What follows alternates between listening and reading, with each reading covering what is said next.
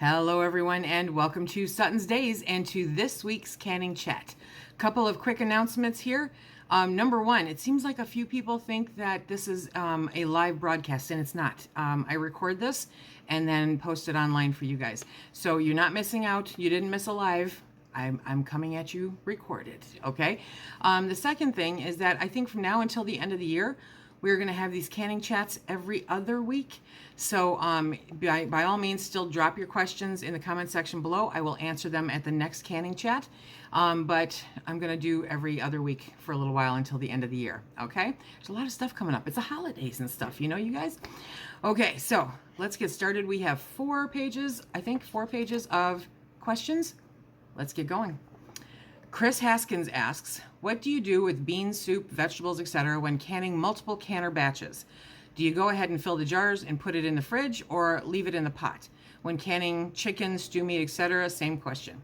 So this is probably going to have, a whole bunch of different answers depending on who you ask. When you are canning raw meats, I definitely recommend filling the jars necessary for the first canner load, okay, and then taking the pot or the raw ingredients and putting them in the fridge until it's time to fill those jars for the second canner load. You don't want to leave chicken sitting out on the counter for a few hours. Not necessarily a good thing. And when it comes to beans or stews or soups or anything like that, I tend to leave it in the pot. Just put a cover over it and you're good to go. So if anybody else does it any different, please feel free to drop it in the comments section below for Chris. Julie Williams, New Zealand. Is any part of the pork meat good for canning or only the butt? If it is cut into large chunks, is it less likely to shred when going to use it later? So the first question is, any cut. Pork butts, pork loins, pork roasts, anything like that is good. So even sausage, ground sausage is really good. However, as far as the chunks, it's going to shred. I don't care how big you make it. That's why I don't understand people canning pork chops, because at the end of the day, you're still getting shredded meat when you pull it out of the jar, That's just what happens when you pressure can meat. So, okay, great question though. Susan Sailors, I canned some chicken legs last month. They turned out great. However, yesterday, I noticed some pink on one of the legs. Pardon me, what is this? Everything was correct. All the jars sealed, still sealed. Sometimes it just happens. And I'm not sure exactly what it is, and maybe one of our community members does know. But I mean, it's the same as if you cook chicken. Sometimes, that could be well done chicken and you're still going to get that weird pink. It's just the way that it is. But it's still perfectly safe. When in doubt with something like that, even though I know that if you followed the procedure and trusted the process, that it's fully cooked and you can eat it just that way. If you're more comfortable, pull it off the bone and boil it for a couple minutes. You know what I mean? But good question. It happens. Lemon Crinkles, Steph, she comes up with these questions. She says, hi Lisa, I have a question about the correct jiggler weight to use when canning for your altitude. If I live very close to, let's say 1,000 feet, but slightly higher, like 1,200 feet, should I use the lower 10-pound weight or go up higher to the 15-pound weight? You should go up higher.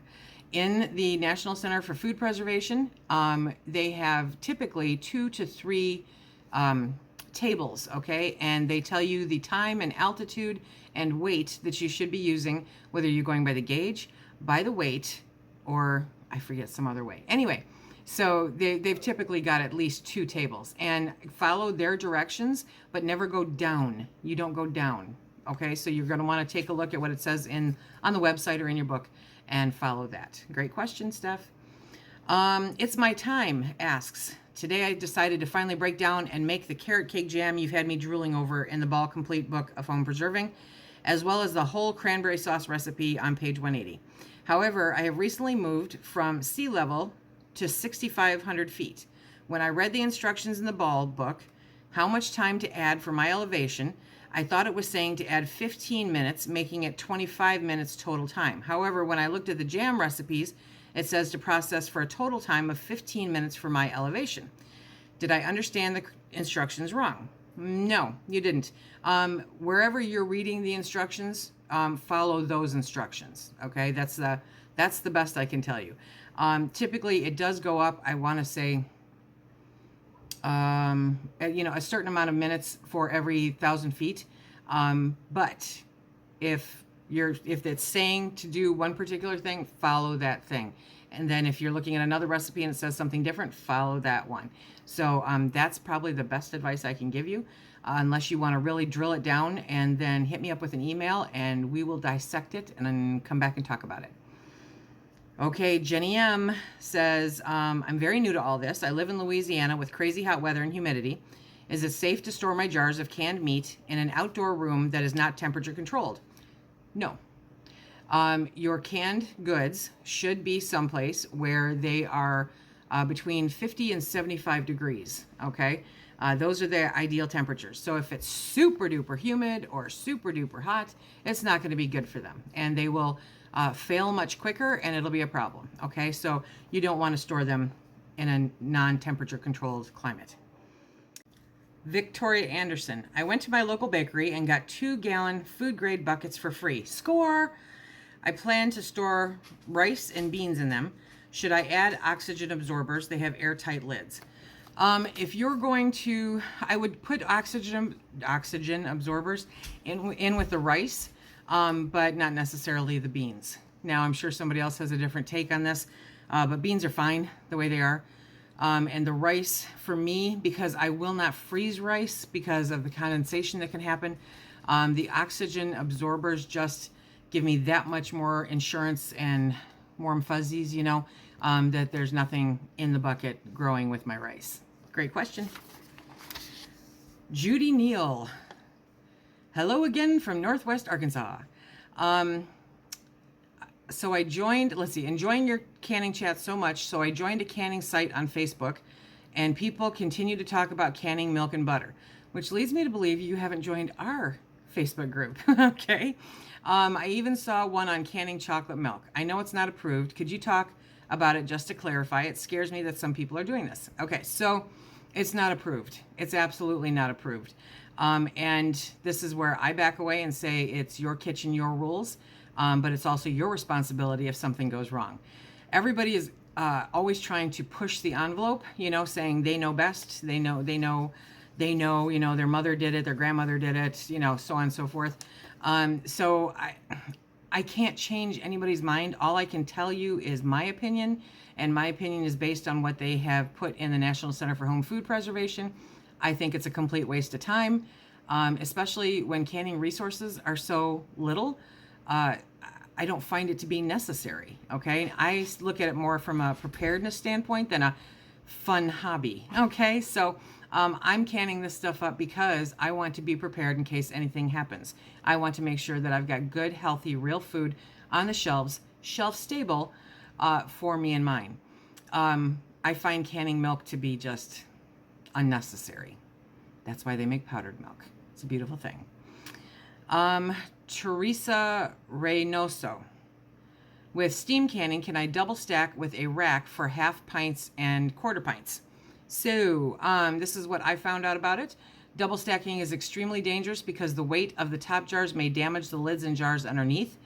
The manufacturer would have made a second wire rack to fit, leaving space between the first and the second set of jars, had he designed his steam canner for double stacking canning jars. So, simply put, no. Let's see. So, Junesque. I'm a novice canner with chicken and salmon under my belt. Yay! And decided to finally do something with the multiple varieties of dried beans in my pantry. I've been avoiding because canned organic, they don't add sugar. Beans are so convenient. Much to my chagrin, the best buy dates on dried beans are 2017.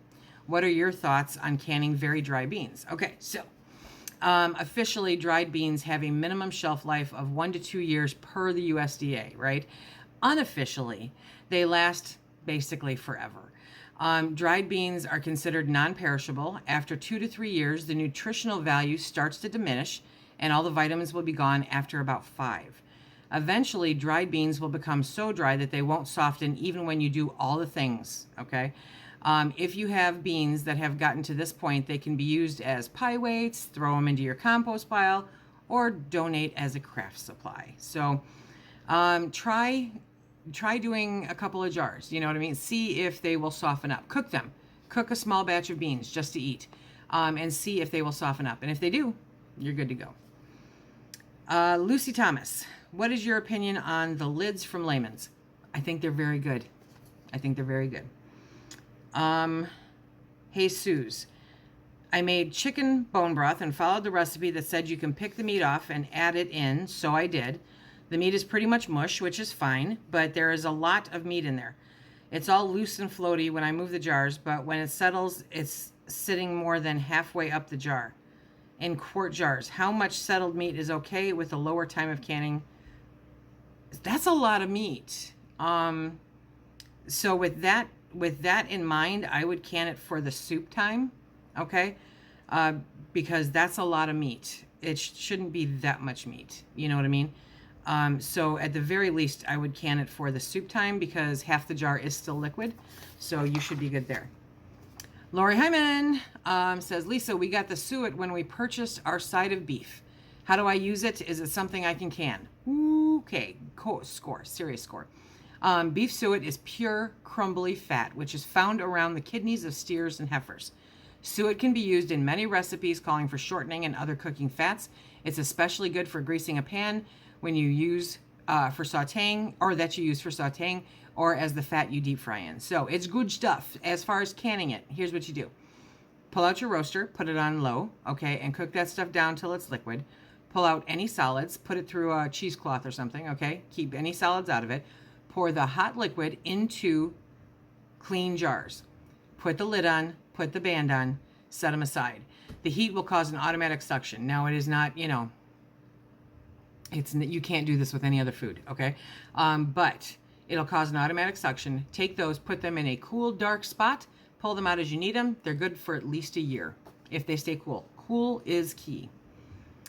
Jolly P, can you can things when you are sick? Will the pressure canning kill all the germs? I know what I'm like when I'm sick, and so I would say don't can. If you are, coughing and sneezing and wheezing, stay away from the food. I just wouldn't do it. So I don't know if it would kill any germs. I guess I'm not willing to risk it. You know what I mean? And because I can't walk and chew gum when I'm sick, so don't do it. Bane Ironhand says, currently canning chili in 1.5 jars. Got to the end, and instead of 1 inch in the last jar, it was 1.5 inches Headspace. I added a bit of boiling water that was on hand and debubbled vigorously until it settled all in the right headspace. I'm trying to find a flaw in my brilliant solution to being a bit short, but haven't so far been able to find one. What are your thoughts? The only potential flaw that I see is that it would be a more watered down jar of chili, but otherwise, good save. Okay, SAS Romero. I'm having siphoning issues, more than I would like anyway. I try to be very careful with Headspace. For my altitude where I live, the PSI is to use 12. When I use the jiggler, I need to use the 15 weight. Does this mean that I'm over-processing because it's causing siphoning? No. No, that's not it. That's not it. And you don't have to give up your jiggler. What you are going to do, though, is be very conscious of the heat fluctuation in the canner, okay? And when it's done and it's completely depressurized, let it sit for 5 minutes, okay? And then after that 5 minutes, unlock the lid, tilt it a little bit, leave it there. Let it sit for another 5 to 10 minutes. Take the lid off, and then pull the jars out. It could be siphoning because of the quick pull out of the heat. It could be siphoning because the heat is, there's a varying heat. Unless I'm sitting there watching, I really don't know. But no, you should be fine with using your jiggler. Just try those two things and see if that helps. Josephine Cunningham, I cooked up hamburger, put it in the jars with no liquid. I pressure canned them and found them half full. Is this meat okay? Okay, so technically, here's my technically, okay. The proper method for pressure canning ground beef is to pack the jars with ground beef and then pour in boiling liquid to 1 inch headspace and then debubble it, okay? Make sure you bring it back up to that 1 inch headspace if it goes down, and then can it. The liquid in the jar acts as a conductor to make sure that the heat gets all the way through the entire jar, right? Now, as some of you have been, may have been here for a little while now, a while back, I was rebel canning ground beef in the manner that was just said, cooked up burger with no liquid. I can tell you 120% that the end product is so much better when you add the liquid, so much better. Okay, so along with being approved, because the other way is not, the outcome is much better. You found them half full because you probably didn't pack the jars tight enough, and because the meat cooks as it's pressure canned, it continues to cook. So it should be okay. Use it sooner than later. Becca Bledsoe, what are the rules on canning soup recipes that are not in the Ball or USDA book? I know no thickeners, no dairy, no rice or noodles, but is it safe? Is it still safe if it's random veggies, beans, or meats, and it's pressure canned at the temp for the highest ingredient? I don't want to go full rebel, but I'm not seeing much variety in these books and would love to put some more soups on my pantry. The way that I always did it to get a little more variety is just like you stated. I canned it for the time, for the longest, the time, the highest ingredient time temp. Thank you. Okay. That's how I did it. If you do a soup, that where half the jar is liquid, you can do it for the soup time, which is at the National Center for Home Food Preservation. I want to say it's 65 minutes. I'm not sure. Double check me, okay? So you can play around with it a little bit, but don't go all hog wild. I mean, make sure that the vegetables that you're putting in there really can be canned. You know, you want to know what you're putting in the jar is actually safe to pressure can.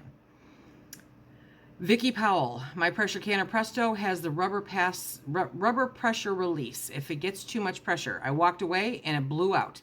Can I replace it with the same rubber valve, or do I need to purchase a new one, or did I ruin the lid to the pressure canner? None of the jars broke. Okay, Vicky. So I'm going to start this way. Never, ever, ever, never, never, ever, never, ever, never, never, ever walk away from your pressure canner. You should always be within sight of your pressure canner, okay? For exactly this reason. Something was wrong, it got too high, and it blew it. So you need to be in the vicinity of your pressure canner. You can probably put that one back in. It's a fail-safe. That's why we don't have exploding canners like that ridiculous meme where it shows the lid up in the ceiling, because that's there to keep that from happening, okay? So you should be able to pop that right back in and go on your merry way. If it somehow ruined it, you can purchase a new ring for your canner and, the gasket, and they typically come with that gasket. At least, yeah, I believe they do. But yeah, it's replaceable, really easy, but you should be able to pop that one back in. Vicky, did I mention never, ever, ever, never, never, ever, never, ever, never, ever, never leave your canner, okay? Some really great questions this week, you guys. I'm really happy and excited that you come and enjoy these with me. I love putting this stuff out. If you've noticed, I have started putting my FAQs, my frequently asked questions, into like a meme form on the community page, on our Instagram page, on our Facebook page, in our Facebook group. All of those links are down below so that they're easy reminders and easy, quick answers for anybody that might have those same questions. We will continue with those probably, 4 to 5 a week because it seems to help. As always, if you have a question, leave it in the comments section down below. I look forward to answering it in 2 weeks. And if it's a really important, gotta have the answer now question, send me an email. I will get to it as soon as I can get to it. I'm not on my phone or the computer all day, so I have to catch it when I can. And if you ever feel that I'm short in an answer, it's because I'm answering it from my phone and I hate texting. I really hate texting. Okay, be sure to check out the collaborations that are going on this month, November, and tomorrow we have the Back of the Pantry Challenge. It's going to be so much fun. Until next time, everybody, please be safe.